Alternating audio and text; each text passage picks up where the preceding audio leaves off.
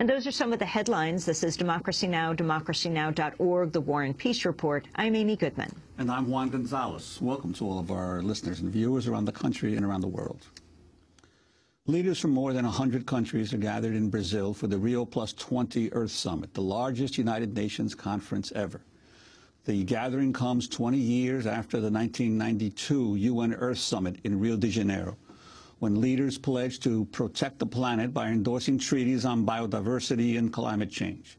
Since then, few of the development goals have been reached in areas like food security, water, global warming, and energy. On Wednesday, Brazilian President Dilma Rousseff welcomed world leaders under a cloud of criticism that this new summit will fall far short of its promise to establish new goals. We know that the cost of not acting will be greater than taking the necessary actions, even though they may face resistance and may end up being politically complicated. A new report by Friends of the Earth International warns that multinational corporations such as oil giant Shell have an undue influence over the Rio+20 Earth Summit. Negotiators had already agreed on a draft before the heads of state arrived Wednesday. Many groups working on environmental and poverty issues have criticized the agreement for being too weak. This is Greenpeace political director Daniel Mittler. Any progress that you hear about in press conferences is about progress to water down the text, to avoid commitment, and to, in reality, governments are clearly here to do nothing and to commit to doing nothing. Well, 20 years ago, a 12-year-old rocked the Earth Summit in Rio with a plea to world leaders to get serious about saving the planet. Her name was Severin Suzuki, and she'll join us later in the broadcast. She's back in Rio. But first, we turn to another young environmentalist, 17-year-old Brittany Trilford of Wellington, New Zealand. On Wednesday, she addressed more than 100 heads of state at the opening plenary of the Rio+20 UN Earth Summit. Listen carefully. The audio has some technical imperfections. Thank you, Secretary General and leaders, for the opportunity to address this plenary. Tēnā koutou from New Zealand. My name is Brittany Trilford. I'm 17 years old. I'm a child. Today, in this moment, I'm all children. Your children. The world's 3 billion children. Think of me as half the world. I stand here with fire in my heart. I'm confused and angry at the state of the world. And I want us to work together now to change this. We are here today to solve the problems that we have caused as a collective, to ensure that we have a future. You and your governments have promised to reduce poverty and sustain our environment. You have already promised to combat climate change, to ensure clean water and food security. Multinational corporations have already pledged to respect the environment, green their production, compensate for their pollution. These promises have been made, and yet still, our future is in danger. We are all aware that time is ticking, and we are quickly running out. You have 72 hours to decide the fate of your children, my children's children. And I start the clock now. Tick, tick, tick. Let us think back. 20 years ago, well before I was even an inkling in my parents' eyes. Think back here to Rio, where people met at the first Earth Summit in 1992. The people at this summit knew there needed to be change. All our systems were failing, collapsing all around us. And these people came together to acknowledge these challenges, to work for something better, to commit to something better. They made great promises. Promises that when I read them, still leave me feeling hopeful. These promises are left not broken, but empty. How can that be? When all around us, there is knowledge that offers us solutions. Nature, as a design tool, offers insight into systems that are whole, complete, that give life, create value, allow progress, transformation, and change.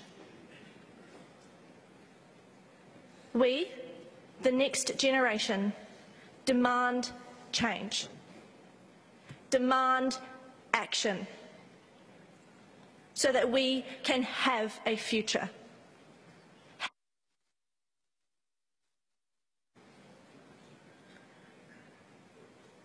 We trust you in the next 72 hours to put our interests before all other interests and boldly do the right thing.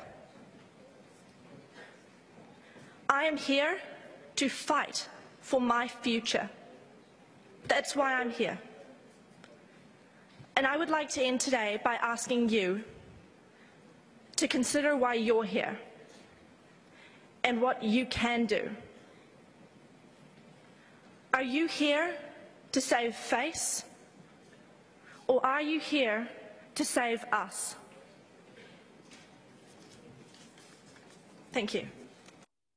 That was 17-year-old Brittany Trilford, a young environmentalist from Wellington, New Zealand, addressing more than 100 world leaders, business representatives, NGOs during the opening plenary of the Rio+20 UN Summit, the largest UN summit ever. She's joining us now from Rio de Janeiro, where the Rio+20 Summit is taking place. Brittany, welcome to Democracy Now! What was it like to be up there? You're addressing the majority of the world's leaders. What do you expect to come from your speech on this summit?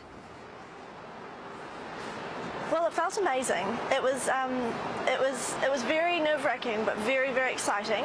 I hope that the world leaders can listen to my speech, that they feel what I was trying to say, that they understand the atmosphere and the ideas that I was trying to portray there, and that they're driven to fulfill the promises that I asked of them, to act now, to act urgently, and to act boldly.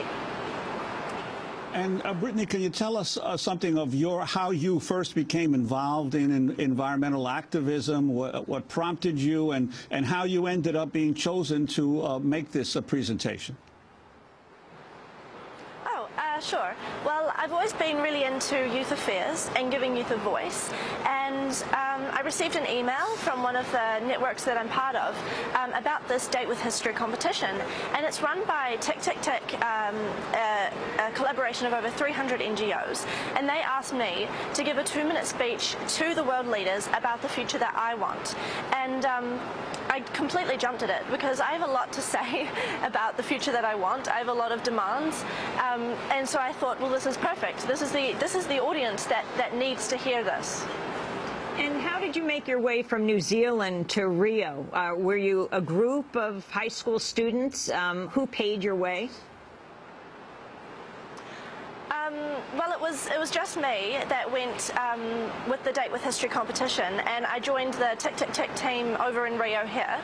I came along with my dad as well, so he's here in Rio with me. And in terms of what you hope to see take place, the whole issue of climate change, how does climate change affect New Zealand, where you come from, Wellington, New Zealand? Okay, well, climate change affects everywhere in the world very dramatically, and it will continue to progress and sink deeper and deeper, and more of our systems will fail and collapse. So I think that in terms of how it affects Wellington, I think it affects Wellington just as much as other places all over the world. I mean, every day when I'm in Wellington, I see the effects of climate change. It's snowing in Wellington. It hasn't snowed in Wellington for the last 50 years. So it's just little things like that that are going to build and build into something really big and really irreversible and something really awful. After your presentation, did any of the delegates come up to you, talk to you directly, or comment on your presentation and its impact, if any, on their work there? Yeah, I think, well, lots of the delegates and lots of people watching on TV and things like that responded really well. I think what I said, because it was so simplistic, because it was a 17-year-old's view of the moral truths of what is happening here, they could really relate to what I was saying. And I think it resonated with a lot of people. I think the delegates that did come up and comment to me, because it was so simple, they understood what I was trying to say, and they felt the passion, not just of me, but of all the youth that I was trying to share there. Finally, Brittany, you only got 5 minutes, but that was 5 minutes where you were addressing the world. Is there anything you didn't get to say in that address that you had to edit out for time, and especially as you address young people around the world, many of whom may feel whatever they do does not make a difference? Okay, well, something I have said in the other speeches, but not that I couldn't particularly portray in the UN plenary, was that this power of youth, this absolute, it's such a powerful force, and sometimes I think they underestimate themselves. We have tools and technologies available to us, like social media, like radio and TV, where we can share ideas, where we can communicate, where we can educate, and it's such a valuable, powerful tool. The voice of youth is so strong, so clear, so truthful, and I think that they can really not only speak truth to power like I did at the UN plenary, but they can take power. And I think that's really important to look at, and I think that's really something that the youth should take on board, should get involved with, should engage with. And I think it's really something I wanted to share at the UN plenary for sure, and I think I'll continue to share that message through media like yourselves. Well, Brittany Trilford, I want to thank you very much for being with us from Wellington, New Zealand, now in Rio de Janeiro at the largest UN summit ever. Brittany was the winner of the Date with History competition, which is how she ended up giving this address to the world and the world's leaders. The competition asked young people to tell world leaders what they want for the future. I want to end up with a clip of those voices. You, me, and 7 billion human beings on this planet, we're pushing the limits. Our future is in danger. We should be acting urgently as if there is no tomorrow. The Earth is the most treasured possession that we have. There is nothing more precious or worth caring for. We must unwind the environment and the people, the same way the clownfish clings to the animal, for a support and survival of the two. The evolving technology today has presented us with opportunities to turn situations around to our benefit. I see a world where we can better understand human nature and not see the relationship as humans and nature, or humans or nature, but just nature. A world where we don't take our resources or each other for granted. A world with biodiversity that is respected and protected. I envision a world where an environmentally conscious mindset has taken root. To see a future which sustains life. Where great jobs and great products are available for human consumption. I want a future where no one goes to bed hungry at night, where everyone has access to education, and where there's no first world or a third world, there's just a world. Young people talking about a date with history. This is Democracy Now!, democracynow.org, the War and Peace Report. We're broadcasting to you with guests from Rio de Janeiro in Brazil, where the largest UN summit is taking place. Back in a minute.